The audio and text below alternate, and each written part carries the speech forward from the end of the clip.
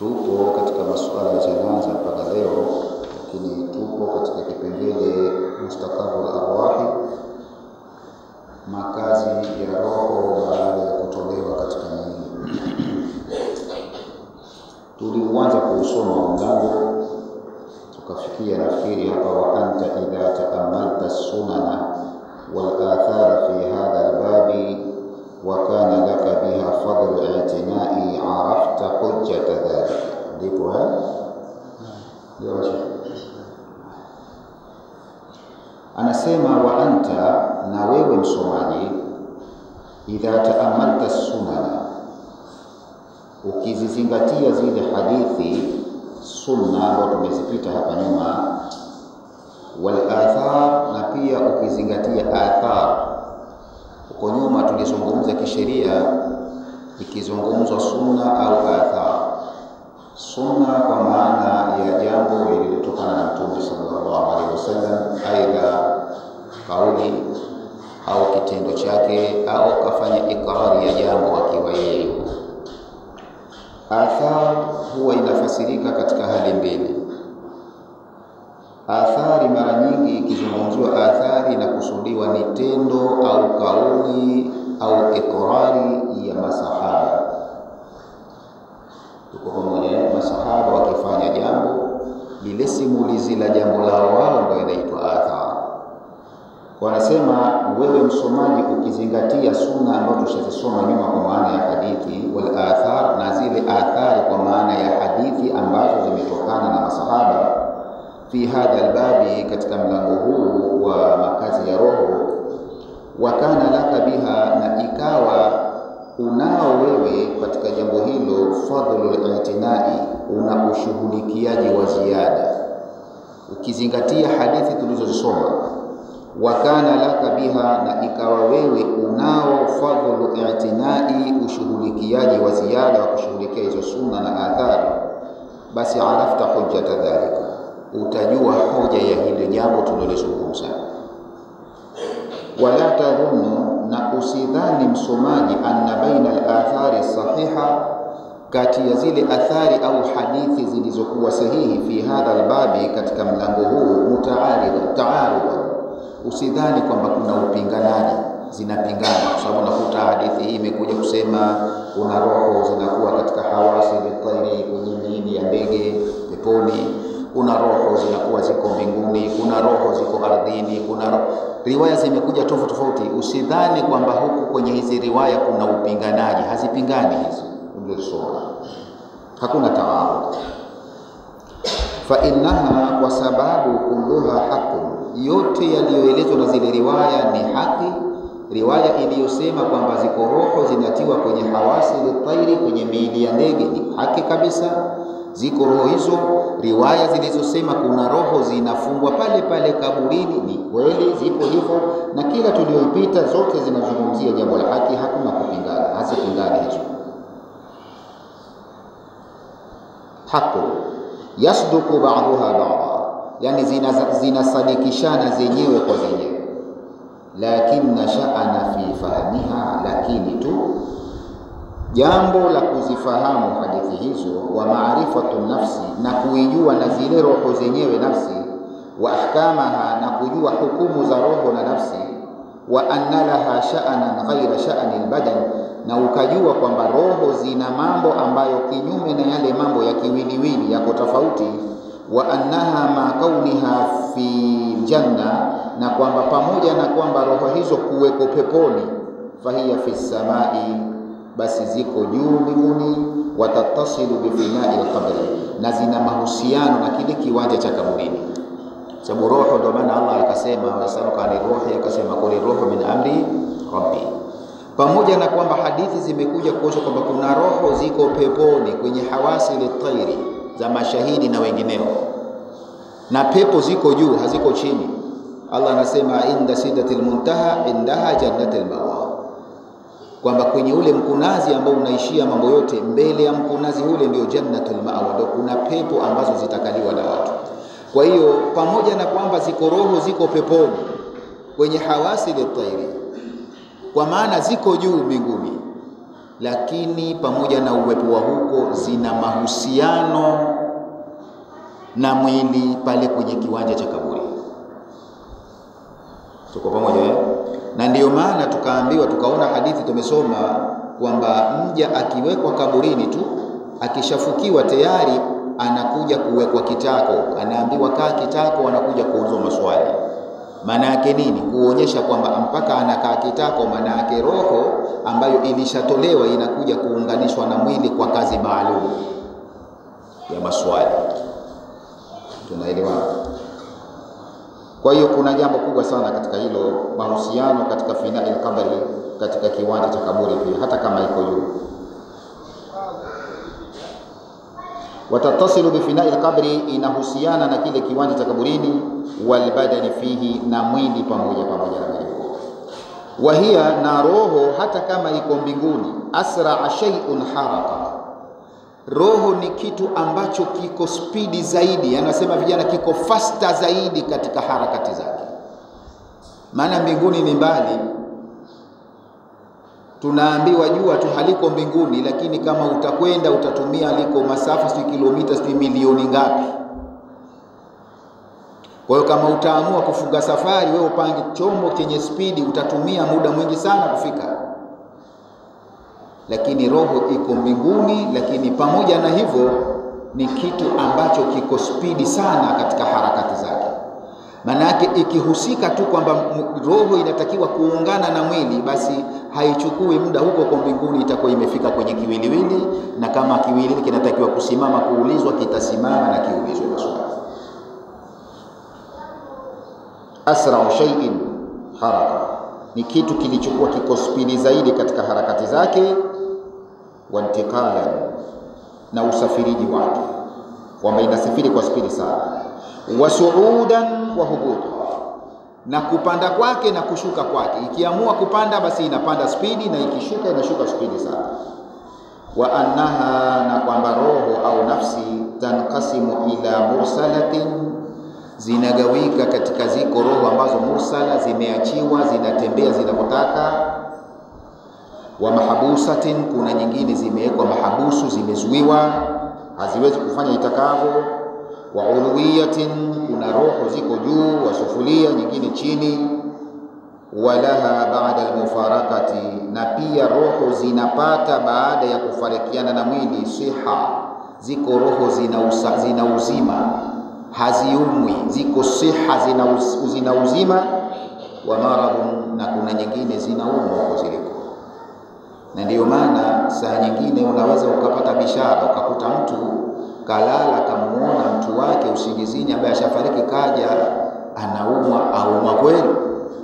Mtume sallallahu anasema unapomuota maiti, basi vile vile unavomuota ndio hivyo hivyo, haipishani sana. Itokezee tu baadhi ya ndoto labda kuna upishanaji kidogo wa taabira yake, lakini inakuwa vile vile. Kwa hiyo kuna nyingine ziko nzima, kuna nyingine zinauma huko ziliko, kwa kutegemea zilikuja na mambo gani. Sawa jamani? Waladhatun, kuna roho ambazo zina ladha, kwa hivyo sababu ziliko zinapata ladha sana, zinastawastari wa naimi na neema. Lakini kuna nyingine wa alamun a'dhamu, na nyingine zina maumivu makubwa. Mimma kana laha halu ittisaliha bil badani bikathiri, tena maumivu hayo makubwa mimma kana laha, kuliko yale maumivu ambayo ilikuwa ikipata roho hiyo, hala ittisaliha bil badani, katika hali ambapo ilikuwa imeungana na mwili, bikathiri, kwa zaidi sana. Yani maumivu haya ambayo wayapata wewe na mimi, ambao roho iko na kiwiliwili, pengine unaweza ukaumwa, pengine unaweza ukapata ajali, ukakatwa na hichi basi maumivu yale unayoyapata, basi kuna roho huko ziliko zina maumivu makubwa zaidi kuliko yale maumivu ambayo kile roho ile ilikuwa ikiyapata ilipokuwa na kiwiliwili, bikathiri tu, kwa wingi sana.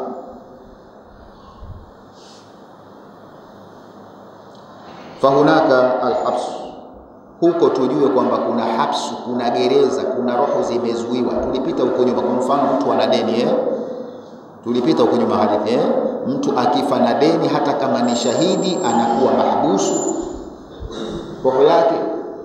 Tulisoma hadithi huko nyuma, masahaba radhiallahu anhu walikaa wakamsifia sahaba wenzao ambao kafa jihadi, wakasema yuko kwenye neema, yuko peponi. Mtume akamwambia, nyinyi sikilizeni, mimi nimemuona kafungwa jamaa yenu, yuko mahabusu kwa sababu ya wizi. Aliiba lile shamla guo kabla kugawiwa katika ngawira. Kwa fakunaka habsun, huko ziko roho ziko mahabusu.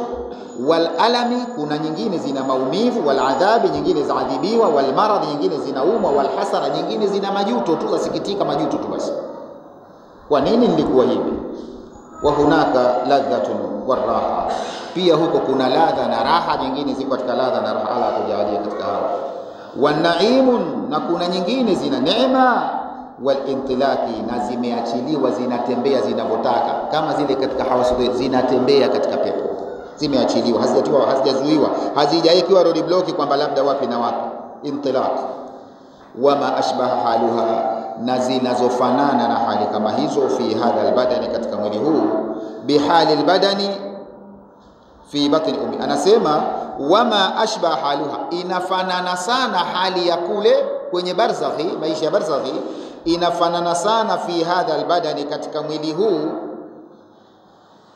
wa kule katika barzakhi unafanana bihali albadani, na hali ya mwili fi batni ummihi, pale mtu alipokuwa tumboni kwa mama yake.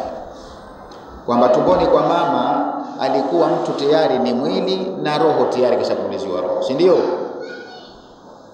Katika mle, lakini yeye ni mahbusu. Mule alikuwa ni nani kwenye tumbo? Mahabusu. Au unaweza ukatoka nje kidogo. Mle ni hali ya kujikunja tu, tupo ukinyongoroka kidogo, mpata nafasi unyanyua mguu kidogo, mama mtu apiga kelele, kanipiga teke, lakini hauna uhuru, lakini tayari una uhai kamili. Kwa sema inafanana sana na hali kama hiyo, kwamba ziko zilizokuwa mahabusu zalingana na hali ya pale mtu alipokuwa keshapuliziwa roho na mwili upo tayari katika tumbo la mama yake, inalingana sana na hiyo. Wa halatuha ba'da al-mufariqatu, na pia inafanana na hali yake baada ya kufarikiana roho na kiwiliwili, ilipofarikiana, ilipokufa. Hapa inafananishwa bihalihi ba'da khurujihi min al-batn, na hali yake baada ya kutoka tumboni. Ulipozaliwa sasa ukatoka nje duniani, inafananishwa hali hii na hali ile ambayo sasa wewe na roho mmefarikiana.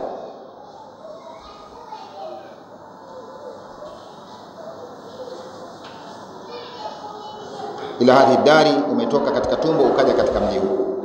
Fali hadhihi al-anfusi, kwa ufupi hizi roho hizi nafsi, arba'a duri, zina sehemu tatu, au zina miji mitatu, au zina vituo vitatu. Al-anfusi, hizi roho au nafsi, arba'a duri, zina vituo vitatu. Kullu darin, kila kituo au kila mji, a'adhamu, ni mkubwa zaidi, minallati kablaha, kuliko ule uliopita. Uliopita unakuwa mdogo, unaokwenda mbele kidogo unatanuka kidogo, mbele unakuwa unatanuka zaidi.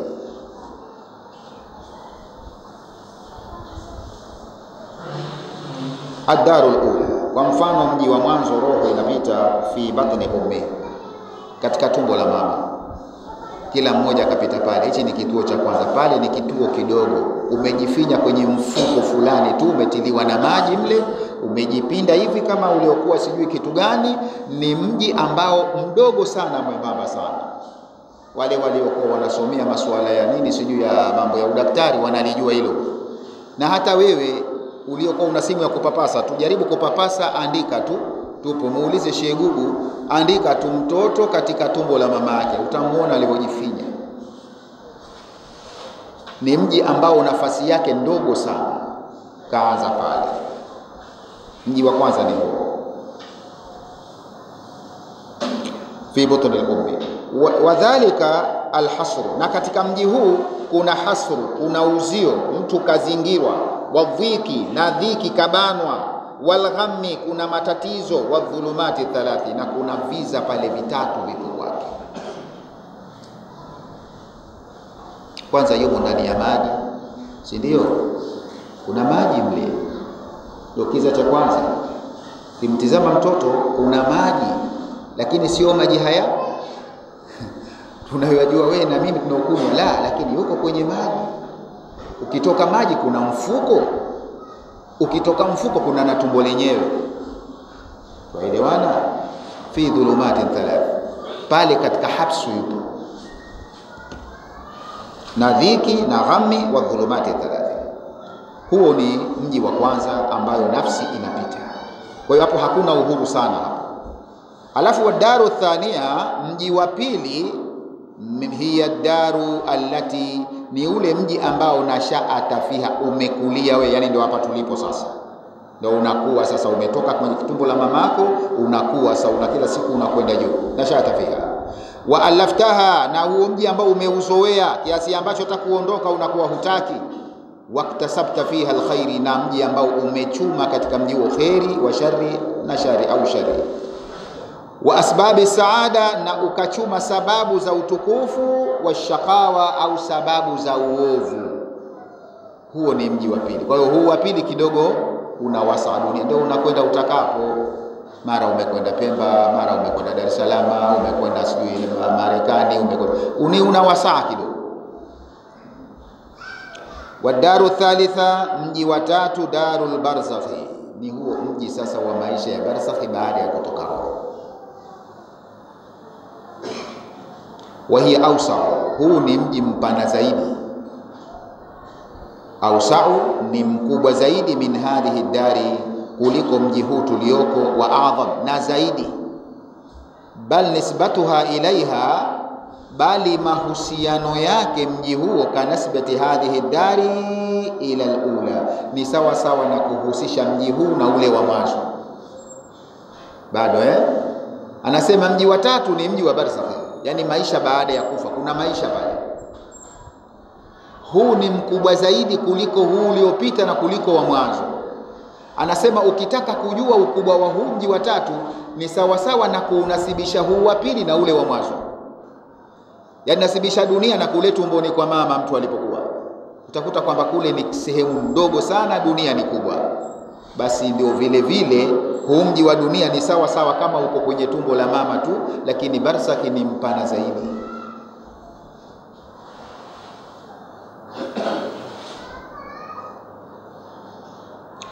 Wa daru rabi'a darul qarar, anasema mji wa nne ni mji sasa wa kudumu milele. Wa hiya aljanna wan nar, ambapo aidha ni peponi au ni motoni. Huko ni kupana zaidi. Fala dara ba'dahuma, hakuna tena mji baada ya miji miwili hiyo ya moto au pepo. Wallahu yanquluha fi hadhihi duri, Allah anamuondoa na kumpeleka mja kwenye miji hii, tabakan ba'da tabakin, yani hali baada ya hali. Natoka hali ya utumboni kiwa mtoto, unatoka kwenye hali upelekwa hali ya duniani kiwa na hali nyingine, tabaka nyingine, unatolewa hali ya duniani unakwenda katika hali ya barzakh. Ni maisha yote hayo, yani kufa sio kufa fufufu. Kisikia tu tumewazika, sio kwamba wamekufa fufufu, wamehama tu maisha hayo, wako maisha mengine. Kuna maisha kabisa huko.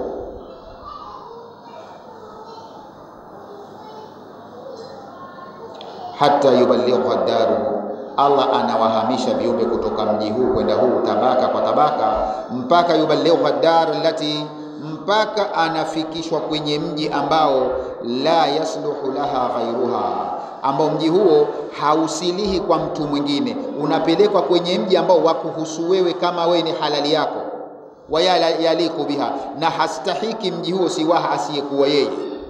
Wa hiya allati, na huo ndio mji ambao khuliqat laha, ambao yeye kaumbwa kwa ajili ya huo, ama ni pepo ama ni moto. Wa huyati lilamali, na ameandaliwa kufanya kazi, limusili, ambao zitamfikisha laha kwenye mji huo, kwa ajili ya mji huo, ilaiha, kwenda katika mji huo. Ikiwa mtu kaumbwa kwa ajili ya moto, manake atafanya matendo ya kumfikisha wapi? Motoni. Ikiwa kaumbwa kwa ajili ya pepo, basi atafanya matendo kwa ajili ya kumfikisha peponi. Walaha fi kulli darin, na nafsi ina kila mji, min hadhihi duri, katika miji hii, hukumun, ina hukumu yake. Kenda kwenye mji gani una hukumu yako, wa sha'anun, na kuna mambo yake, ghaira sha'ni dari, kinyume na yale mambo ya mji al-ukhra mwingine.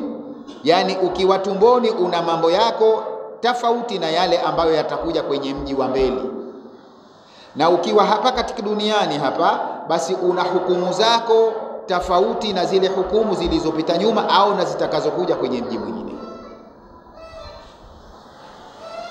Fatabarakallahu, ametukuka Allah, fatiruha, muumbaji wa hiyo roho, wa munshiuha, na mwenye kuzikuza roho hizo, wa mumayituha, na mwenye kuzifisha, wa muhyiha, na mwenye kuzihuisha, wa mus'iduha, na wenye kuzifanya zikatukuka, wa mushkiha, na wenye kuzifanya zikawa ni ovu. Shaqiya ni mushkiha. Alladhi, Allah ambaye fawata bainaha, ametafautisha baina ya roho hizo, fi darajati saadatiha, katika daraja za utukufu wake, hawalingani. Huyu ni mtukufu kule, hata kama wote ni wema, lakini watatofautiana utukufu wao. Wa shakawatiha, na pia wanatofautiana uovu wao, hata kama wote ni waovu, wote ni motoni, lakini ni tofauti uovu wa huyu na huyu. Kama fawata bainaha, kama alivyotofautisha baina ya roho, fi maratibi ulumiha, katika daraja za ujuzi wao kielimu, kwamba hawako sawa kielimu. Huyu ana elimu zaidi kuliko huyu, huyu kidogo yuko chini, huyu, yani kama alivyotofautisha kwenye elimu vile vile, basi wako tofauti tu hao.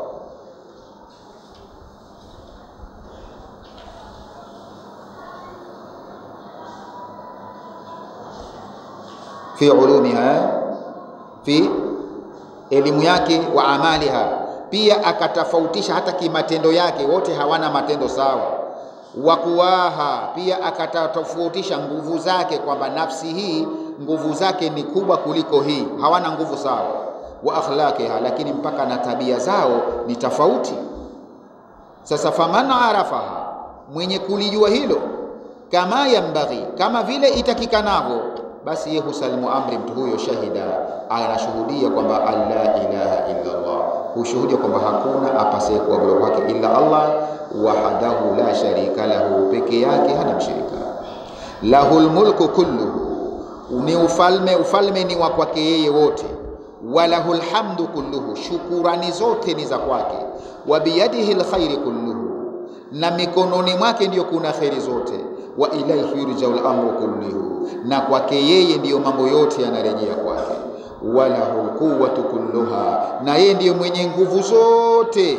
Wal qudratu kullaha, na ndiyo mwenye uwezo wote. Wal izzu kullahu, na ndiyo mwenye nguvu zote. Wal hikmatu kullaha, na yeye ndiye mwenye hikma zote. Wal kamalul mutlaqi, na yeye ndiye mwenye ukamilifu wa moja kwa moja. Min jami'il wujuhi, katika njia tofauti, yeye Allah ni mkamilifu. Wa arafa bima'rifati nafsihi, na mtu mwenye kulijua hilo atatamka hayo, lakini pia wa arafa bima'rifati nafsihi, atajua kwa kule kujijua mwenyewe kwamba mimi ni kiumbe nimeumbwa. Atajua sidqu anbiyaihi, ukweli wa manabii wake Allah, wa rusulihi, na mitume wake. Wa anna alladhi ja'u bihi, na atajua kwamba kile walichokuja nacho mitume, huwa alhaqu, ni haki, alladhi, ambayo tashahhada bihi al'uqulu, haki hiyo inashuhudiwa hata na akili tu, lakini watukiru bihi alfitr, na inathibitishwa hata na maumbile yaliyosalimika kwamba mitume ni wa Allah na wamekuja na haki. Wama khalafahu, na atakaye kwenda kinyume na yale waliokuja nayo mitume, atajua kwamba fahuwa albatil, huyo ndiyo aliyefuata batili. Wabillahi tawfiqi. Sheikh anasema Allah atuwafikishe katika sehemu ya makazi ya roho kama lisa hapo. Kwa hiyo katika masuala ya janaza tumemalizia hapo. Sasa anakuja na adhikr. Milango inayofuata yanazungumzia adhikru, adhkari. Adhikru, adhkari. Adhikru, dhikri ni nini? Dhikri huwa ma yajri, dhikri ni kile kinachopita ala lisani, kinapita katika ulimi. Kitabu chako wewe kimekwenda tofauti hicho kwa mbele, sawa? Adhikru huwa ma yajri ala lisani, dhikri ni kile kipitishwa cha ulimini, kwa maana ni maneno yapita ulimini. Wal qalbi, lakini si ulimi peke yake, pia inapita ulimini na kwenye moyo. Min tasbihin, kutokana na tasbihi llahi, kumtakasa Allah, kama vile kusema subhanallah ta'ala mtukufu, wa tanzihihi, na kumsafisha Allah na mapungufu yote, wa hamdihi, kumshukuru, wa thanai alayhi, na kumsifia, wa wasfihi, na kummiminia masifa, lakini bisifati al-kamali, unammiminia sifa za ukamilifu, bisifati al-kamali, sifa za ukamilifu, wa nuuti al-jalali, na sifa zilizokuwa njema, wal jamali, na zilizokuwa nzuri. Ndio sifa zake. Allah hana sifa pungufu wala hana sifa mbaya. Sifa yoyote alayo mbaya au pungufu, basi unatakiwa umtakase Allah na sifa hiyo. Kwa hiyo adhkari maana yake ni hiyo. Ukiulizwa nini adhkari, definition adhkari ni hiyo, kwamba ni yale maneno yanayopita katika ulimi pamoja na moyo, katika tasbihi kumsabihi Allah Ta'ala, na tanzihihi, kumtakasa, wa hamdihi wa thanai alayhi, na kumsifu na kumsifia, kumshukuru na kumsifia alayhi, wa wasfihi, na kummiminia masifa, tena bisifati al-kamali, masifa utakaomiminia ni yale kamilifu tupu, wa nuuti al-jalali, na sifa za utukufu, wal jamali, na sifa zilizokuwa nzuri. Hiyo ndio adhkari. Wakati amara Allahu, na ameamrisha Allah, bil ikthari minhu, kukithirisha kuleta adhkari. Faqala, akasema hivi, ya ayyuhalladhina amanu, enyi mlioamini, dhkurullaha, mdhukuruni Allah, dhikran kathira, ukumbukaji uliokuwa wa wengi, wa mwingi sana. Wasabbihuhu, na msabihini yeye, bukuratan wa asila, asubuhi na jioni, kwa maana ya kila wakati. Mtu anatakiwa alete adhkari kwa wingi, na adhkari ni ibada ya kuletwa asubuhi na jioni, kwa maana kila wakati. Kimepanguka shekhe hicho kitabu hicho, sawa eh? Pili, wa akhbara, akaeleza Allah, annahu, ya kwamba yeye, yadhkuru, Allah humkumbuka au humtaja, man yadhkuruhu, yule ambaye na yeye anamtaja. Allah humtaja mja, yule ambaye mja na yeye anamtaja Allah. Yani ukimtaja Allah, basi ndio anakutaja. Ukiacha kumtaja, naye anaacha kabisa. Amesema hivyo. Fakala, akasema hivi, fadhkuruni, nitajeni au nikumbukeni, adhkurukum, na mimi nitakutajeni au nitakukumbukeni. Tena wewe unamtaja ukiwa peke yako tupo eh? Allah anasema yeye atakutaja huko akiwa kwenye mala'il a'la.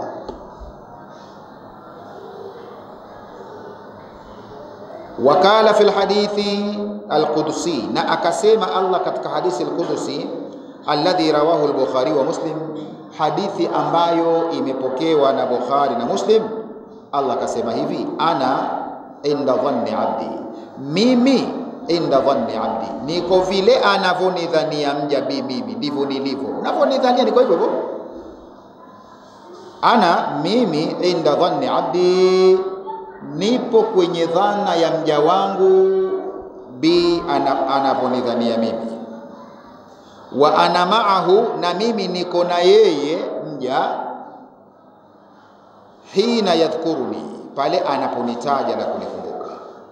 Kwa hiyo fa in dhakarani fi nafsihi, akinidhukuru ndani ya nafsi yake kisirisiri, dhakartuhu fi nafsi, na mimi namtaja nafsini mwangu kisirisiri.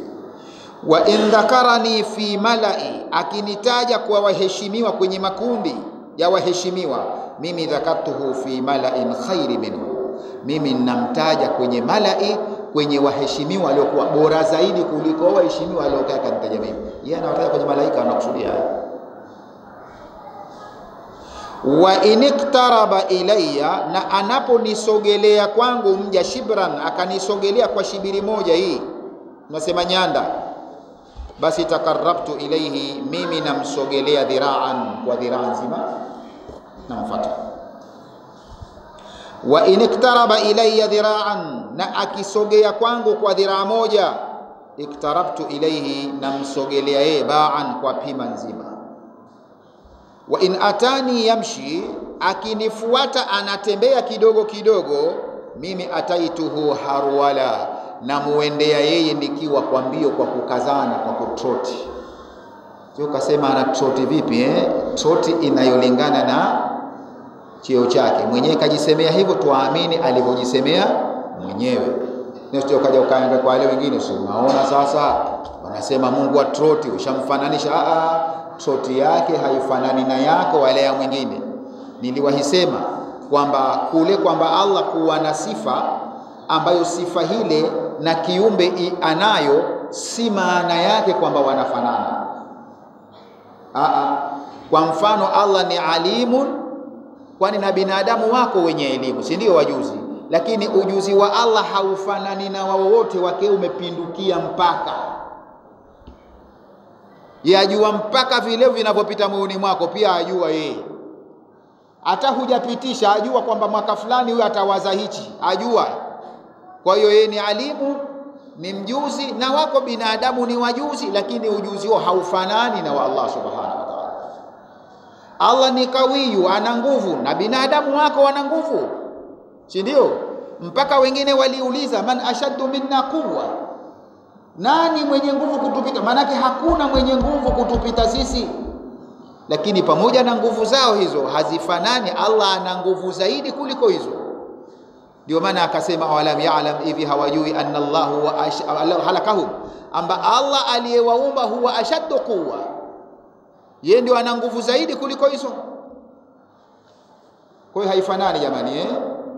Nikatoa mfano huko nyuma na leo nasema tena, binadamu tuna masikio na punda wana masikio, lakini halifanani sikio la binadamu na la punda. Huwezi ukasema kwamba mwanadamu ukisema ana sikio kushamfananizana nani na punda, kwa sababu na punda naye ana masikio. Ni masikio tofauti, kila mmoja kwa mujibu wa vile alivyo bihalihi. Kwa una sifa ya Allah inakwenda kwa mujibu wa yaliku bijalalihi, kwa vile inavyoendana. Anasema ukisogea shubiri na kusogelea shubiri moja. Sasa asogea vipi? Ajua mwenyewe. Tuelewana Ukinisogelea kwa dhiraa, asema mimi nasogea kwako pima. Tiawi anasema wewe ukisogea pima, ukenda wewe unatembea kidogo kidogo, yeye anakufuata kwa mbio, kwa kutroti. Sasa ukasema ana troti, tena ukauliza itakuwa na jasho watoka huyo vipi? Hayo hayakuhusu bwana.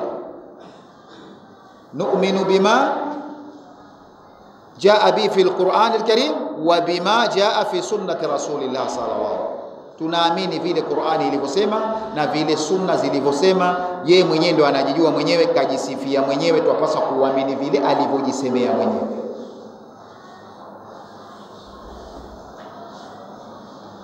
Sawa? Yote kuonyesha kwamba Allah anapenda sana jambo la adhkari jamani. Tatu, wa annahu subhanahu, hakika yeye Allah aliyetakasika, ikhtassa ahlu dhikri, amewahusisha maalumu watu wenye kufanya adhkari bitafarrudi, kwamba wao ndio wenye kupwekeka, wenye kumpwekesha Allah, wasabki, na ndio watakaoshinda kesho kuwa katika daraja za juu, ni wale ambao wenye kufanya adhkari. Ikhtassa ahlu dhikr, amewahusisha maalumu watu wenye kufanya adhkari bitafarrudi, kupwekeka wao kwamba ni wapwekeshaji, wasabti, na kwamba wao ndio watu watakaokuwa mbele, yani watashinda kuwashinda wengine.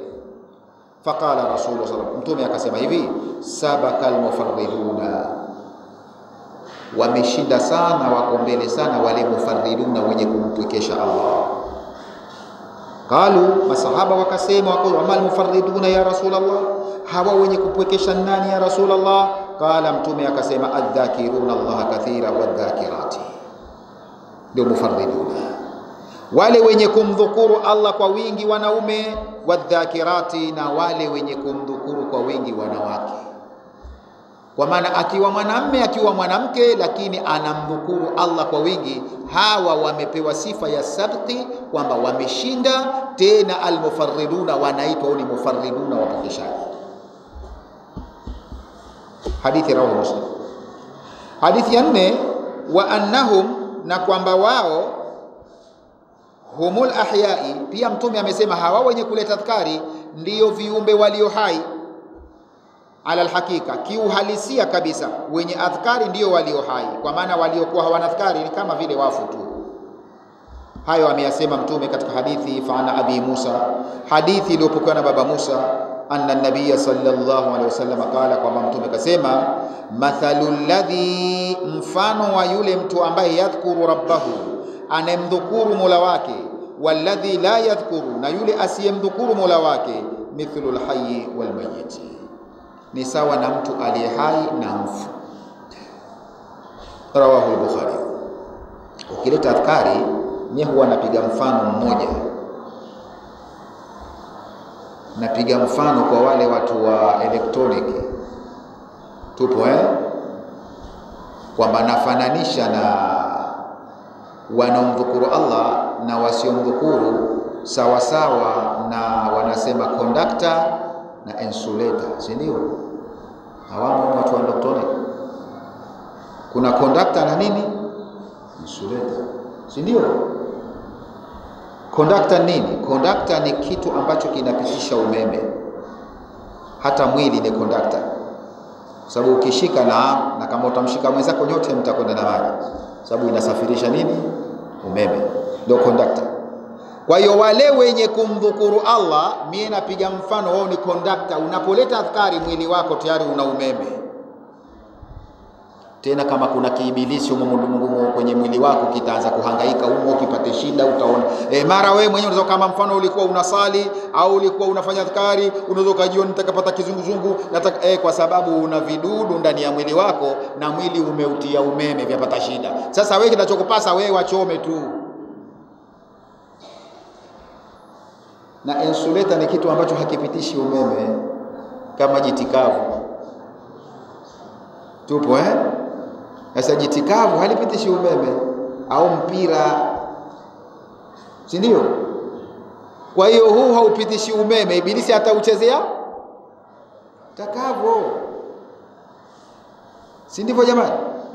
Wewe hata kama nyumba ushapiga fitting, lakini hujaunganisha umeme, basi mtoto anaweza akaenda na misumari yake akatia mle, akatoa, mara akabomoa. Kwa sababu nini? Hakuna umeme. Kwa lugha nyingine tunasema hakuna adhkari. Lakini je, ukitia umeme ukiunganisha, anachezea? Akigusa tukarushwa kule. Tena siku ya pili atoke mwambia, akamwambia choo haigusiki. Basi ndivyo vile vile binadamu tulivyo, kwamba kuna miili ni conductor, kuna miili ni insulator. Conductor ni yale ambayo yanamdhukuru Allah kathira, ibilisi hawezi kugusa, vishetani wanga hawezi kukuchezea sana. Na kama walisha kukuchezea, ndio maana Allah akasema katika Qur'ani, innal ladhina taqaw idha massahum ta'ifun minash shaitani tadhakkaru. Kwa nini tadhakkaru? Halafu wa ikhwanu yamuduna fi ghayyi la yuksirun. Kwa nini la yuksirun? Sababu ni hii, kwamba sema illal ladhina taqaw rabbahum, wale wenye kumcha Mola wao, idha masahum ta'ifun minash shaitani, wakipigwa na pepesi za shetani. Maana yake hawa shetani hachezi nao sana, hawa shetani hata akaenda anapiga pepesi tu, basi tadhakkaru, wenyewe hukumbuka, fa idhahum mubsirtamaki, wanaona njia yao wanakwenda. Pia mimi hufananisha, mtanisamehe nafananisha mifano kidogo sio, lakini katika ufahamu nataka nifahamishe uzuri. Nafananisha na mpira huu wa kuchezea futiboli. Ibilisi kwa binadamu yuko sawa sawa na mpira wa futiboli, kwamba mpira wa futiboli watu wamegawika aina mbili. Kuna mwingine mpira ana ukontrol atakavo, anaweza akapiga danadana hata 200 kwa piga danadana, huku anavua shati wala hauanguki, alafu anavaa tena tupo alafu anaweza kaupiga juu, akauweka kichwani, akaubiringisha, akauoga, yani aufanya atakavo. Kuna mwingine kina mie nayo, ukiambiwa piga dandana 3 utapewa milioni 2, ushehe upati. Ukipiga moja tu liko kule. Ndio hiyo idha masahum ta'ifun min ash-shaytani tadhakkaru.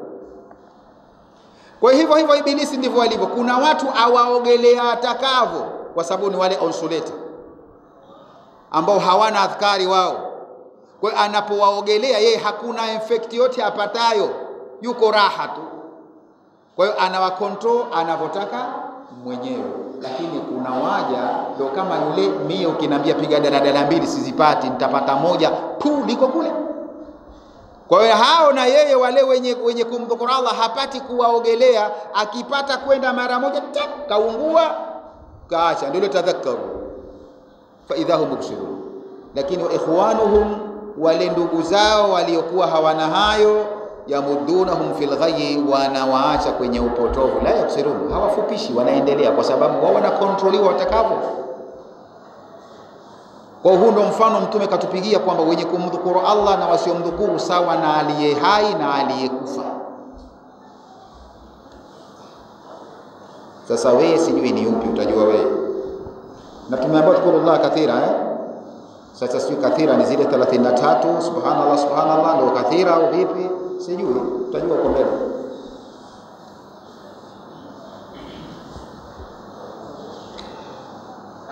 Hadithi rawahu al-Bukhari. Ya 5, wa dhikru, na adhkari ra'sul a'mali salihah, ndio msingi wa amali njema. Wa dhikru, adhkari ra'sul a'mali salihah, ndio kichwa, yani ndio msingi, sema kichwa cha matendo mema ni adhkari. Kichwa cha matendo mema ni nini? Ni adhkari. Sasa hili kuna wengine ndio maana wakafahamu vibaya. Kuna baadhi ya binadamu wakafahamu vibaya kwamba adhkari ndiyo kichwa cha matendo yote mema, yani inashika nafasi ya kichwa. Ukiambiwa kichwa, maana yake mwili ukikata kichwa hauwezi ukatembea. Lakini mkono, unaweza mkono akawa mtu hana na mguu hana akawa hai na akasurvive. Kwa hiyo adhkari inashika nafasi ya kichwa. Sasa kwa kulijua hili, wengine wakafahamu vibaya zaidi, wakaona wao hawataki ibada yote, lazima nini? Adhkari. Na ndio maana wakiingia kwenye dhikiri zao zile, tupo sala zitasaliwa, zitaaziniwa, watu vipi? Hawaondoki, wao wapo tu. Ukiwaambia tukaswali, si tuko ibada bora zaidi. Haiwezekani kwamba tutoke kwenye ibada bora tuende iliyokuwa chini. Hakuna huo utaratibu, haupo utaratibu huo. Yaani wewe unaswali faradhi, tupo ukaacha wenda swali nini? Sunna. Bali iko kinyume chake, kwamba unaswali sunna unaacha unakwenda kwa ile iliyo bora. Twaelewana? Kwa hiyo anakwambia yeye, mimi siwezi kwamba nishafika juu kwenye arshi ati nirudi huku nyuma. Nyie swalini tu huko. Yeye yupo tu. Msije niuliza kwamba kwanza yote kanye ndio au sio, habari nyingine. Tunazungumzia nini? Adhkari. Na kama ni adhkari ni ibada, si ndio? Kwa kuwa ni ibada, ibada yoyote ina utaratibu wake uliofahamishwa wa kuileta.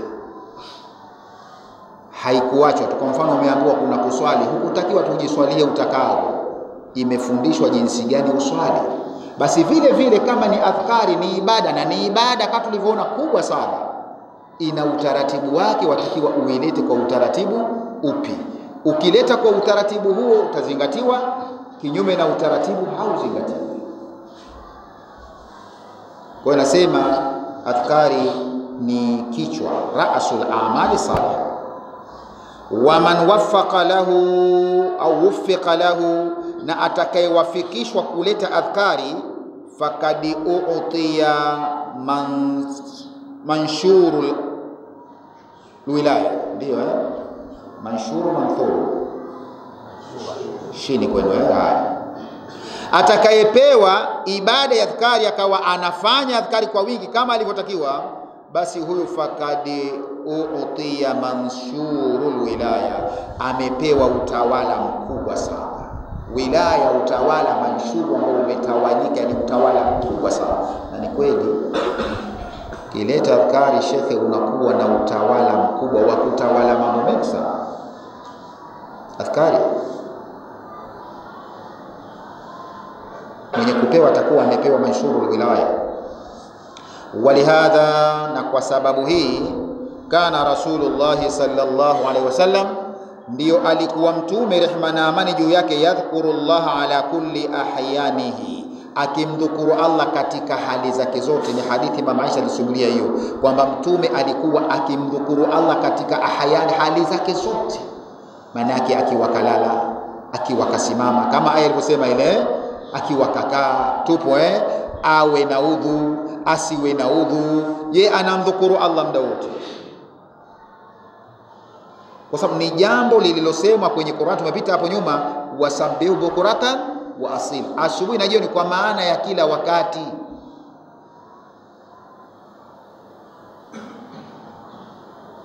Wayusi rajul, na mtume alimuhusia jamaa mmoja, alladhi qala lahu, ambaye alimwambia yeye, inna sharai al-islami kad kathura, kama Rasulullah, hizi sheria Islam bwana zinakuwa nyingi bwana, mimi tutamfanye ipi ni ache bisieshi yote? Na kweli huyamalizi.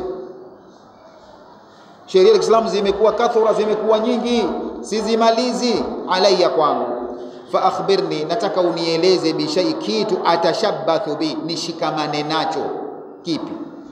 Fayaqulu lahu, mtume akamwambia, la yazalu fuka, kisiache kinywa chako, ratban, kuwa na umaji min dhikrillah, ya kumdhukuru Allah. La yazalu fuka, kisiache kinywa chako, ratba, kuwa na umaji min dhikrillah, kwa kumdhukuru nini? Allah. Manake muda wote wewe kinywa chako kiwe kinamtaja nini? Allah. Hiyo kama tamanayo usiache.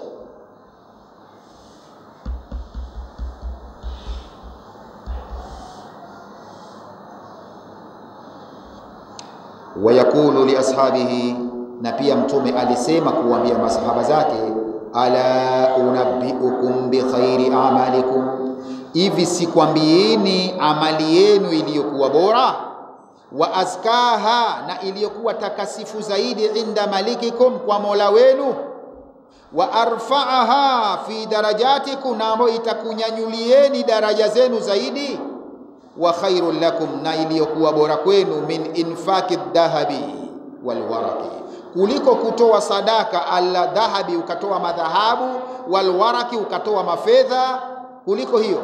Wa khairul lakum, na ni bora kwenu, min antalku aduwakum, kuliko hata kukutana na adui yenu kwenye jihadi. Jamani, inapojulikana jihadi ndio amali kubwa Anasema hiyo ni bora hata kuliko vile kupambana na maadui wenu. Nikufahamisheni,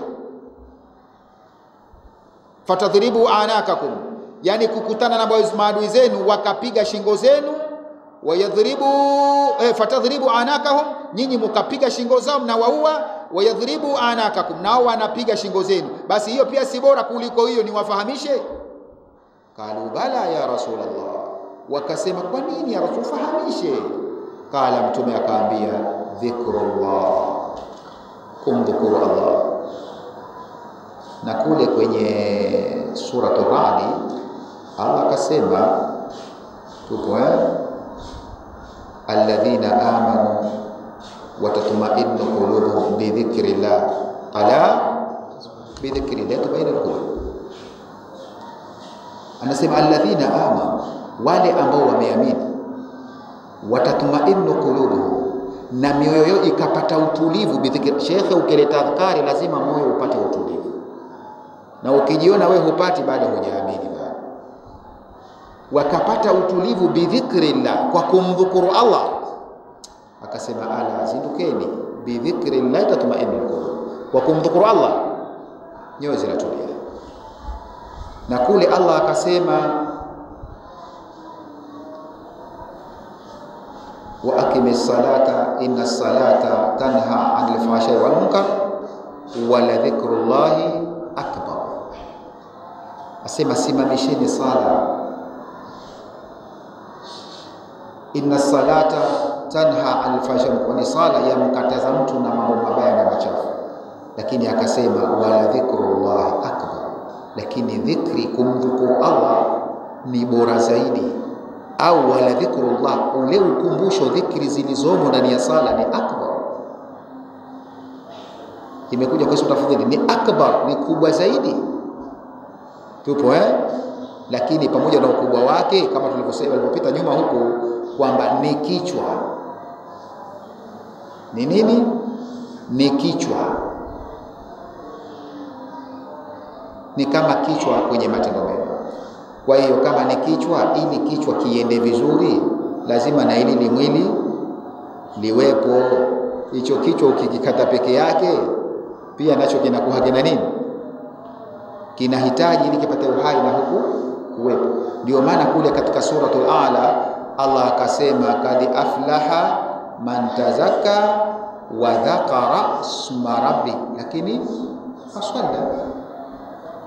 Kataja adhkari kwanza wamefaulu wale ambao tazaka, wenye kujitakasa, ambao wadhakara isma rabbi, na wakataja jina la Mola wao, ndio adhkari hiyo. Lakini fasalla, waswali pia, sio kwenye adhkari kuswali sema mimi nishafika. Ufika wapi wewe? Swala lazima iwepo. Tunafahamia jamani kwa sababu hata hiyo swala ukitaka kujua kwamba kweli adhkari ni kubwa, ni jambo kubwa, hiyo swala yenyewe ndani ya sala kuna nini? Ni adhkari. Swala yote ni adhkari tu. Sababu kuna Allah, mwanzo unaanza na Allahu akbar, si adhkari?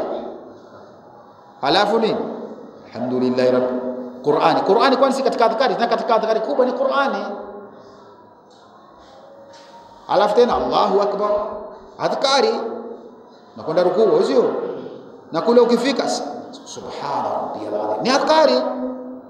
Sami Allahu liman hamida, ni adhkari zote hizo. Rabbana wa lakal hamd.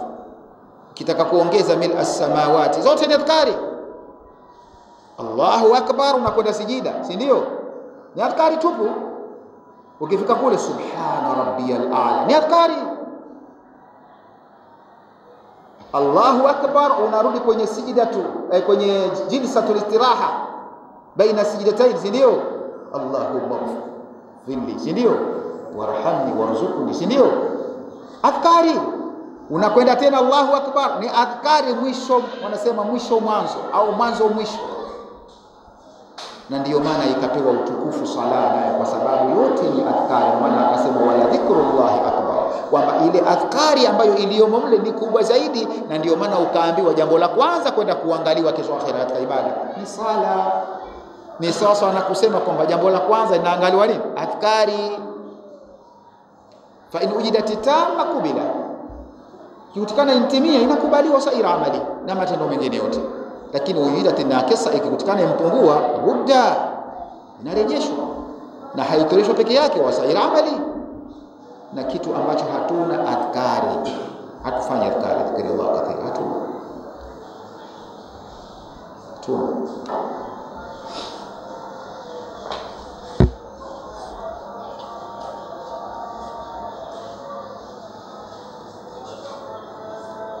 Hadithi rawahu Tirmidhi wa Ahmad wal Hakim wa qala sahih al-isnad. Naam. Hadithi ya 6, wa annahu sabilun najat, kwamba kuleta adhkari ndio njia ya mafanikio. Shahidi wa hayo fa an Muadhi radhiyallahu anhu, kutoka sayyidina Muadhi Allah mridhie, anna an-nabiy sallallahu alaihi wasallam qala, akamtume rehema yake amesema, ma amila adamiyun amalan qattu, hajawahi kufanya adamiyu mwanadamu amalan, tendo lolote, katu anja, litakalomuokoa lahu tendo hilo, min adhabi llahi, kutokana adhabu ya Allah, min dhikri llahi azza wa jalla, kuliko kumdhukuru Allah azza wa jalla.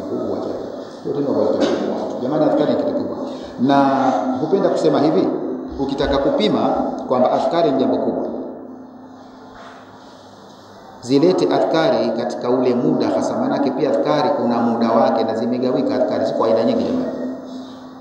Kuna adhkari za kupata thawabu tu, wewe watafuta nini? Thawabu tu.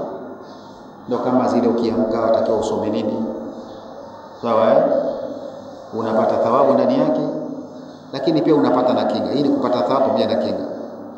Kitaka kulala kuna adhkari za kusoma, si ndio? Ukiamka, sijui ukitaka kuvaa nguo, ukitaka ingia chooni, zile ni adhkari za kupata thawabu na nini, na kinga ndani yake. utapata ulinzi. Lakini kuna adhkari za kupata thawabu na kinga na pia kupanda daraja wewe. Ndio ile iliyopita nyuma akasema kwamba unapata wilaya mansura. Hizi si za kusoma asubuhi na mchana. Unaamka usiku. Ule muda uliotajwa kwamba Allah anauliza nani ana shida nimpe. Amka ule muda, swali rakaa zako ulizojaliwa kuswali, halafu kaa kitako lete adhkari. Utaona kwamba kweli adhkari kweli njema. Utaona. Utakaposwali unaweza kuswali salama tu salimini. Kubwa pengine waweza sumbuliwa na usingizi tu. Kama hukujitia maji. Ukajikuta unaswali mara mikono imekuchuka wasinzia. Lakini kajitie maji ili kuondosha usingizi. Basi kwenye sala utasali salama tu. Kama umeamua na swali rakaa 1 au 3 au 5 au 7, 9, 11, si ndio? Utasali mpaka utamaliza salama usalimini. Sasa kaa kitako chini upifanye adhkari ile kathira, usalama hutopata. Lazima utaona vitu, lazima vishindo vitakuja. Kwa nini? Kuonyesha kwamba ile jambo ibilisi halikubali hata kidogo. Maana anajua sasa wewe anasema unapiga pentagoni, unataka kumpigia pentagoni yake, hakuachii hata siku moja. Utaanza tu kuona vishindo. Hata mwili za kusikia mwili kama unasikia tupo waweza kujisikia saa nyingine sijui kama unanenepa fulani, unaweza kujiona unanenepa kama mtu wa hamira waumka kama vile bongi watakaja chumba. Yaweza tokea yote hayo. Tupo lakini vituko mbali vyaweza tokea. Kuna mmoja ananihadithia, ananiambia shekhe, nilikuja nikaleta adhkari, nikakamata adhkari fulani, kuna siku asema akakaa usiku akaileta. Anasema alichokisikia nyesi kwa mbili, lakini alichokisikia asema hakumaliza idadi aliyokusudia kufanya. Aliondoka pale kwenye mswala kidogo mpaka kitandani kalala. Sio maskhara adhkari jamaa. Tena wala sikushauri ujaribu kufanya kweli sasa, lakini tafuta elimu yake. Haya. Ya 7, wa inda Ahmadi, ipokewa na Imam Ahmadi annahu kwamba Mtume sallallahu alaihi wasallam qala, Mtume akasema, inna ma tadhkuruna min jalali llahi azza wa jalla, hakika ma tadhkuruna, yale ambayo munayadhukuru munayataja, min jalali llahi, katika utukufu wa Allah azza mwenye nguvu, wa jalla aliyetukuka, min at-tahlili, kuanzia kuleta tahlili la ilaha illa Allah, sio ile ya kuweka njiwe. Maana nyingine ya tahlili kuweka njiwe, sio tahlili ile nyingine. Mnamsema tahambuye hujafika. Kuna watu wana tahlili jambo. Kuna misikiti huko kwetu sio ilikuwa kuna njiwe mpaka leo zipo Kipolo kizima. Ukisoma halili ni tahlili wanasoma la ilaha illallah, la ilaha illallah.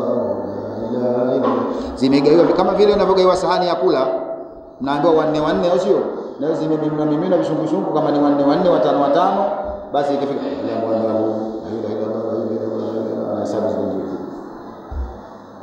sio halili hiyo.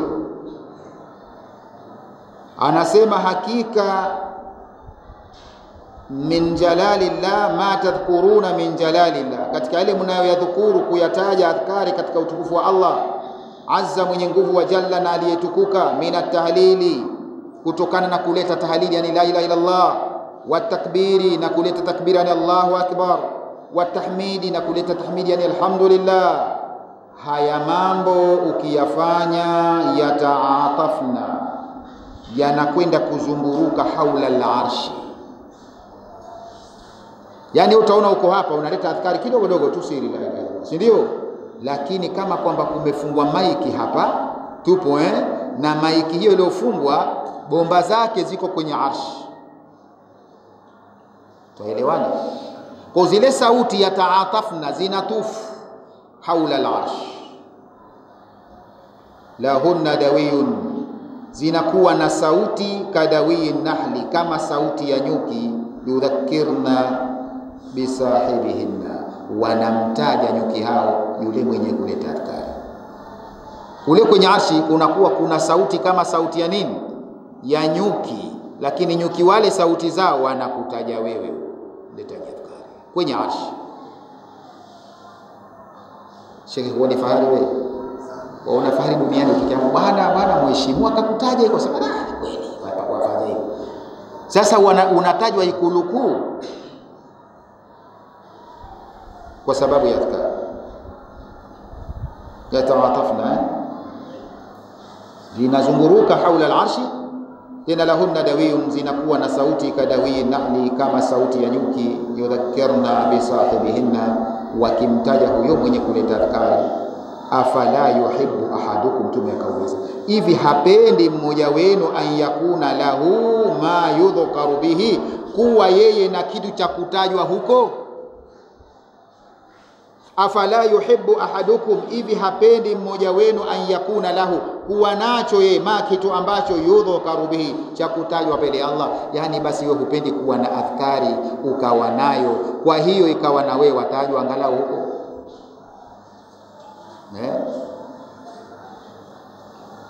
Futa adhkari, uwe nazo, kamatane nazo, ili na wewe unatajwa huko.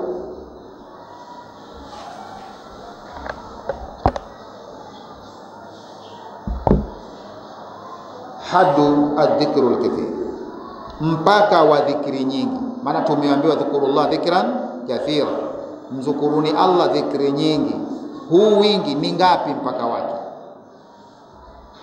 Haddu dhikru al-kathir, mpaka wa adhkari nyingi ni wapi? Amara Allahu jalla dhikruhu, ameamrisha Allah aliyetukuka utajo wake, bi an yudhkara dhikran kathira, kwamba atajwe utajo mwingi.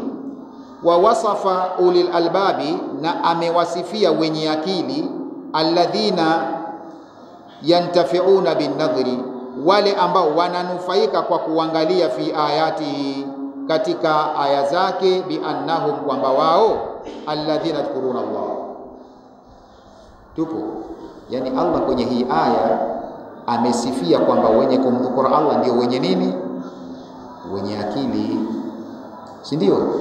Kule nyuma alisema ile aya msomeanzaje, lakini kaja ulil albabi, inna fi khalqi samawati wal ardi, hakika katika kutafakari kuumba kwa mbingu na ardhi. Tupo wasamawati, inna fi khalqi samawati wal ardi wa ikhtilafi al-layli wan nahari la ayati, kwa nani? Li ulil albabi, kwa wenye akili. Wenye akili ndio wepi? Akasema alladhina yadhkuruna Allah qiyaman wa qu'udan wa ala junubihim. Sawa. Kwa ina maana kinyume chake wasio na akili ni wapi? Sema sana tangu watu wa akili. Ikiwa kwenye ulul albabi ni wale yadhkuruna Allah qiyaman wa qu'uda, manake wasiofanya hivyo sio ulul albabi, hawana akili. Ukiwaambia hawana akili watakuona sawa tutukana, lakini itakuwa sija watukana mimi, ni Qur'ani ndio inatukana. Maana binadamu siku hizi wana mtihani, hawafahamu kitu gani kinachosema, bora makafiri wakijua. Walid bin Mughira alichukua Qur'ani akaichana, alikuwa ajua kwamba inayonisumbua Qur'ani si Muhammad. Huyu Muhammad asoma, tukatakiwa asome ya maneno, matusi yote yatoka huko. Akaichukua Qur'ani akaichana. Mimi nasema pia alikuwa na akili kidogo, maana akajua kipi kinachomtusi. Mara hawana akili, waongo, hawana macho, waona si hawaoni, si hawana mikono, hawana nini. Basi alichukua akaambia, ha anta tuhaddidu kulla jabbari manidi, wewe Qur'ani wewe wakemea tu kila atali kwa jabari, wewe unakemea tu. Basi fa ana jabbaru alayhi, mimi ndio jabari tena mwenye jeuri. Kwa hiyo leo nakuonyesha kwamba mimi jabari na jeuri. Akaichukua akaichana, akaambia fa idha jaa ila rabbik, siku ya kiyama, ukifika kwa Mola wako siku ya kiyama, fakul, mwambie mazakani alwalid, Walidi kanchana, mimi ndo nakuchana. Akachana chana. Lakini leo mtu atakuja kukamata wewe akakutie marungu, akakutie shidani, wakati sio mimi na nukuu, kamata Qur'ani uichane, si ndio isemayo? Ndio kama hivyo imesema kwamba wenye akili wenye kumdhukuru Allah. Maana yake kwamba wasiomdhukuru Allah hawana akili. Ndio maana yake hiyo mafhumu al-mukhalafa inakuwa anasema alladhina, wale ambao yadhkuruna Allah qiyaman wa qu'udan, ndio wenye akili. Allah akasema wanaomdhukuru Allah hali yakuwa wamesimama, wamekaa, wala junubihim, na wakiwa wamelala pia kwa mbavu zao. Ali Imran hiyo aya 191. Lakini pia akasema wadhakirina Allah kathira, na wale wenye kumdhukuru Allah kwa wingi wa kiume, wadhakirati, na wenye kumdhukuru Allah wa kike, a'adda Allahu lahum, Allah amewaandalia maghfiratan, msamaha, wa ajran adhima, na ujira mkubwa. Wakala Mujahid, akasema Imamu Mujahid, la yakunu min adh-dhakirina Allah kathira, hauwezi mtu akawa mwenye kumdhukuru Allah kwa wingi, wadhakirati, na wanawake wenye kumdhukuru kwa wingi, hawezi kuwa hivyo, hata yadhkuru Allah qiyaman wa qa'idan wa muttaji'a, mpaka awe anamdhukuru Allah hali ya kuwa kasimama, akakaa, na akiwa muttaja, amelala. Kwa ina maana ule mpaka wa kathira kwamba ni ngapi haukuwa. Ili wewe uwe ni mwenye kumdhukuru, asema uwe unamdhukuru katika hali ya kuwa umekaa, umelala, umesimama. Maana yake nini? Maana yake anakusema kwamba uwe unamdhukuru Allah katika kila hali, sio mpaka salamu alaykum kwenye sala wa rahmatullah, salamu macho unafumba, maana yake 33 umefika 100, ndio nyingi hizo.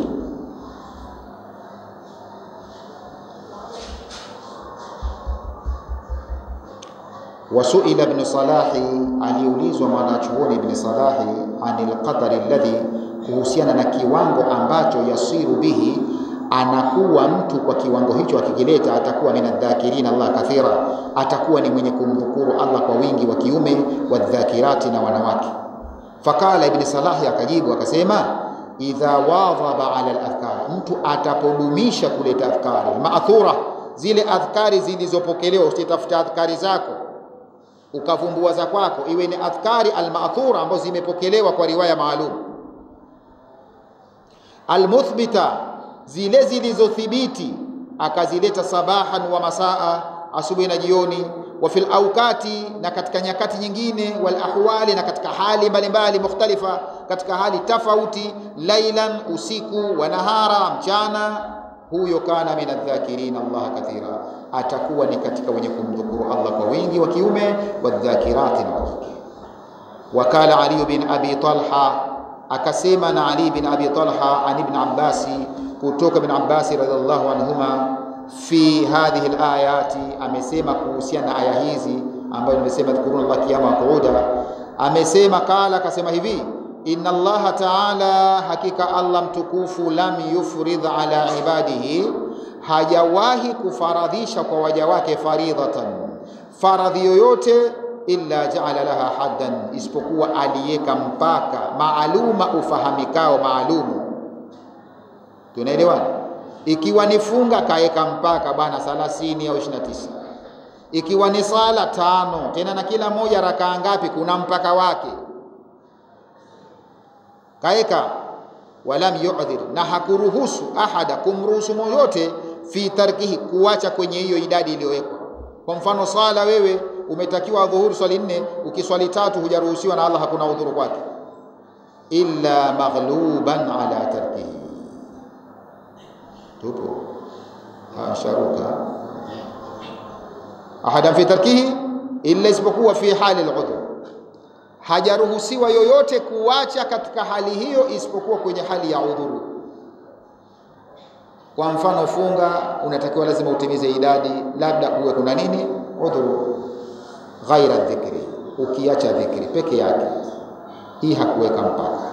Fa inna Allah, hakika Allah, lam yaj'al lahu haddan, hakuweka mpaka kwamba ulete elfu ngapi, yantahi ilayhi, ambayo utaishia kwenye mpaka huo. Tena walam ya'dhur ahada, Allah hana udhuru, hampokelea udhuru yoyote, fi tarkihi, kuacha adhkari. Kwa sababu adhkari haina wewe utasema huwezi, udhuru gani uleta kwa adhkari? Nauma, kwani ulimi si ulimi tu? Si ulimi tu unafanya kazi? Kuna sababu ya kwenda kutoa udhuru kwamba amesharita adhkari. Kwa sababu gani? Allah hakubali udhuru huo.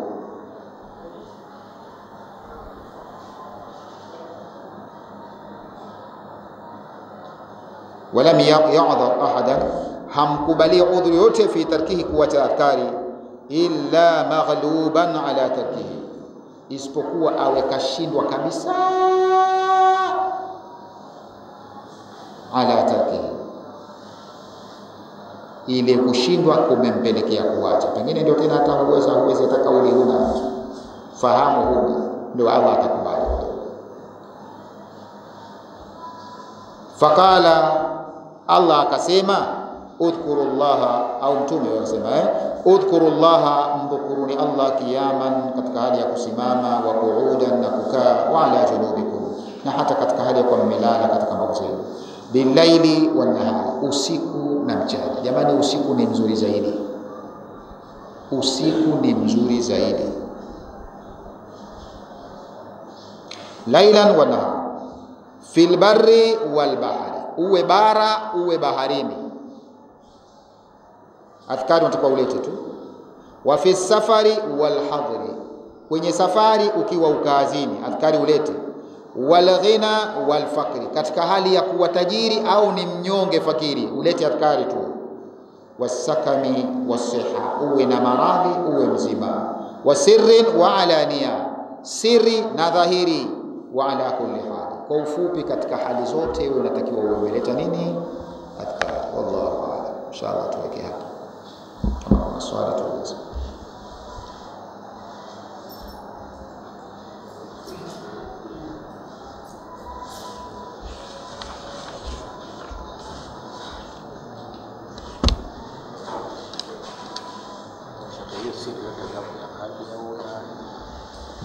Siri si ya kalbi. Ya kalbi inaweza ikaja katika mazingira, inategemea. Kama pale ndio huna kauli, basi ndio itakuwa ya kalbi, lakini ikiwa kauli unayo haitakuwa siri ile ya kukaa.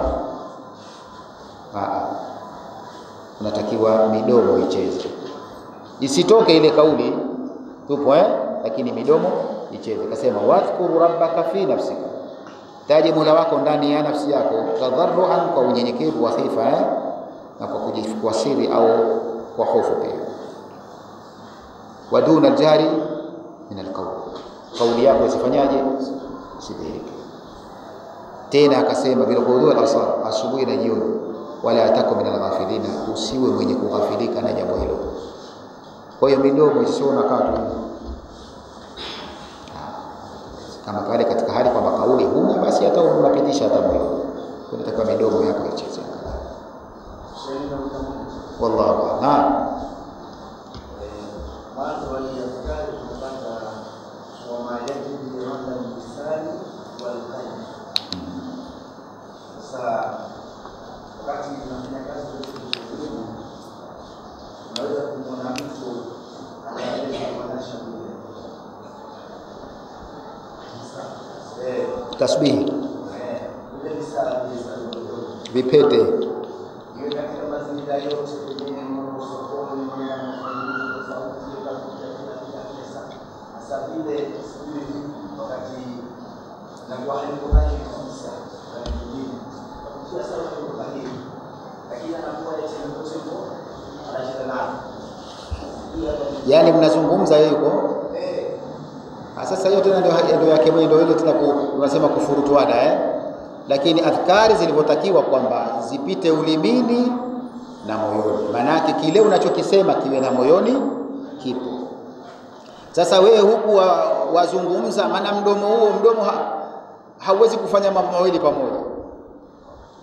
Tunaelewana? Hauwezi kufanya mambo mawili pamoja. Na Allah pia akasema ma ja'ala Allahu lirajulin min qalbayni fi jawfihi, hakuna mioyo miwili, kwamba huu wazingatia maneno ninayozungumza na mwenzangu na mwingine huu wafanya nini?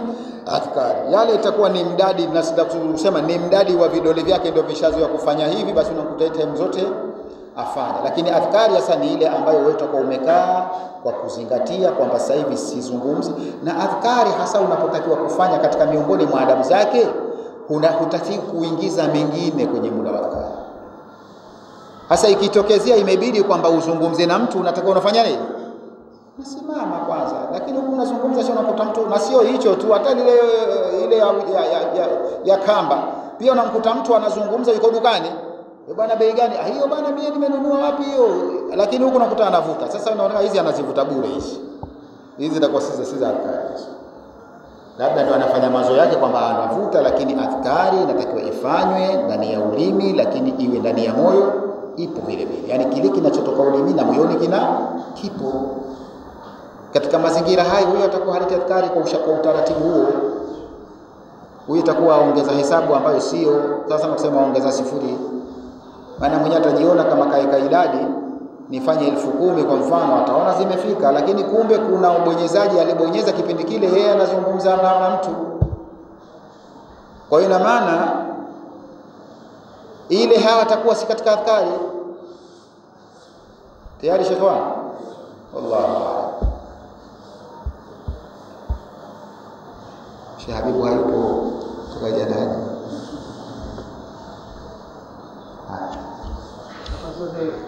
Hizi hata kama mfano kama mwenyewe mkuzana kutumia zile za kama zile zinakubalika. Kwa kweli jamani, dini yetu ni nyepesi. Dini yetu ni nini? Ni nyepesi. Kuna hiyo khilafu, baadhi ya maulama wengine wakasema haifai kabisa kutumia zile kamba, tupo wala kutumia hivyo vidude, bali unatakiwa utumie nini? Mikono. Tafahamiana? Lakini ukisoma hasa katika sheria, mimi sioni kwamba kuna uharamu wa kufanya hivyo. Ila hadithi imekuja, tutaona kwamba kuleta adhkari kwa kutumia vidole ni aula zaidi. Na hadithi mtakosema kwa sababu hivi ni masuala itakwenda kuulizwa hivi. Kwa hiyo kuleta kwa adhkari kwa vidole ni vizuri zaidi. Lakini sasa inategemea na adhkari unayoleta. Ikiwa ni dhikran kathira, kwa vidole huwezi kuleta jamani. Nafahamika? Kwa vidole huwezi? Mfano wataka 3,000. Kwa vidole kweli hupata hesabu tu. Nafahamika? Tachanganyikiwa tu. Ama kwa kuleta 30 na ngapi hizo? Hizo kwa vidole unaleta. Unajua nikizunguruka mkono mmoja huu 15 na huku 15, na kuna huo mkono pia kuna khilafu. Je, mkono yote miwili au mmoja? Pia ipo hiyo jamani khilafu Unakwambia ni mkono wa kulia tu au ushiki. Huu mkono wa kwenda kwa hayo kubaya tu. Lakini kwa ufupi mimi ninachokiona, hii ni ya kwangu mwenyewe, wallahu aalam. Tupo hakuna, na tutaona pengine kwenye kitabu huko, uharamu wa mtu kutumia ile pete au kutumia chombo chochote ambacho kitamuonyesha hesabu wakati anakusudia kufanya dhikran kathira. Tuko pamoja? Kwa sababu katika sheria kuna kanuni inasema man la yutimu alwajibu illa bihi fahuwa wajibu. Kama kuna wajibu hautimii ila kwa kupatikana kitu fulani, kwa hiyo kupatikana hicho kitu inakuwa ni nini? Ni wajibu. Kanuni nyingine ikasema almuwassilati, anasema hapana, amesema alwasaili laha hukmu almaqasid. Alwasaili laha hukmu almaqasid, yani njia, viunganishi, basi vinapata hukumu ya lile kusudio. Tuko pamoja? Ikiwa mimi nataka nilete adhkari nyingi kwa mfano, na lengo ni kuleta adhkari, na kuleta adhkari hukumu yake ni nini? Ni wajibu, si ndio? Ndio hukumu yake. Na nataka nilete 10,000, 20,000, ili idadi hii niifike, nikihesabu kwa vidole sifiki, nitapotelewa njiani. Tupo Sasa ikiwa kuna kitu ambacho kitu kile kitanifikisha kwenye lile lengo kusudiwa, tuko pamoja, basi hicho kitu kitakuwa kitapata hukumu ya kile lengo. Bado lengo nifikie idadi ya kuleta adhkari, idadi kadhaa, na adhkari hukumu yake ni wajibu. Sasa ikiwa mimi kwamba kwa kufanya hivi vidole, kuhesabu kwa vidole, na inaonyesha wazi kwamba kuhesabu si dhambi, kwa sababu kuna wengine wanachukua bwana, kuna kauli imekuja moja, basi hesabu kama waweza kuhesabu, hesabu na makosa yako. Ziko hizo kauli zimekuja, lakini kuhesabu imethibiti kwa adhkari Si kwenye swala Mtume sama akasema kwamba uhesabu 33, si ndio kuhesabu kupo huko? 33 alhamdulillah subhanallah alhamdulillah 33 Allahu akbar 34 au 33 unaongeza na la ilaha illa Allah ikawa 100. Kwa hiyo kuhesabu ipo. Sasa ikiwa mimi hesabu yangu nataka nilete kubwa sana, kwa vidole sitofikia ile hesabu, nitaacha njiani. Lakini kipo kitu kwa kile sitopotea hesabu, nitafika kwenye lengo. Basi laha hukumu al-maqasid. Kitapata hukumu ya lile lengo. Tuko pamoja jamani? Kwa hiyo hakuna hilo kitu kama hicho, ila tu tujue kwamba ikiwa uwezekano wa kuleta kwa vidole upo, kuleta kwa vidole ni aula zaidi. Tuko pamoja jamani? Lakini usimuone wa ajabu mwenye kuwa na pete yake, mwenye kishajiwekea mimi nataka mchana mzima huu nipate 50,000. Mchana mzima nipate 50,000. Watu wanafika hapo, usione hivyo. Usijione wewe tu waleta 33 ulete nyingine. Tupo. Sasa wewe atajuaje kwa vidole kweli mchana mzima? Tena saa nyingine azungumza na watu, hesabu ishafanyaje? Mchana mzima utazungumza na watu, hesabu ushakosea. Lakini ukiwa na ile unajua tu mwenyewe hata ukifika pala unazungumza ukizuia, ukitazama ziko ngapi. Naendeleza tu mwenyewe. Na hata ule wa tasbih, si mtu anajua akizunguruka mara moja ajua ziko ngapi? Ajua nikizunguruka mara 10 hapa na 1000. Si ndio? Ajua nikizunguruka mara 20 huu na 2000. Kwa hiyo niseme wallahu aalam kwamba mimi kwa uoni wangu sione kwamba kuna dhambi ya hilo, ila kuleta kwa vidole ni bora zaidi ikiwa uwezekano huo. Uwezekano ukiondoka inakuwa ni dharura sasa hiyo. Unaweza kutumia. Wallahu aalam. Tuko shehe. Bismillahirrahmanirrahim. Alhamdulillahi rabbil alamin wassalatu wassalamu ala rasulillah sallallahu alaihi wasallam.